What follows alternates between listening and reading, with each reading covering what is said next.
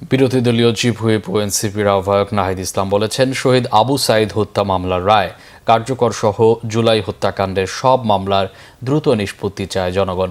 বৃহস্পতিবার দুপুরে দেশের প্রথম শহীদ রংপুরের আবু সাঈদের কবর জিয়ারত করেন এনসিপির আহ্বায়ক।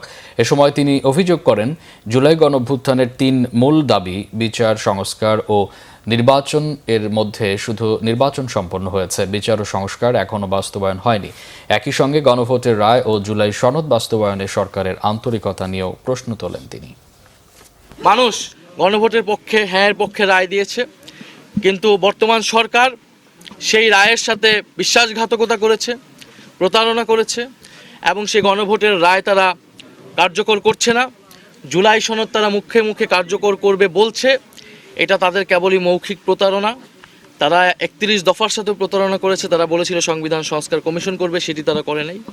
ফলে আমরা আশা করব এই ১৬ই জুলাই শুধু জুলাই শহীদ দিবস পালন করলেই হবে না, আবু সাঈদকে মুখে মুখে স্মরণ করলেই হবে না।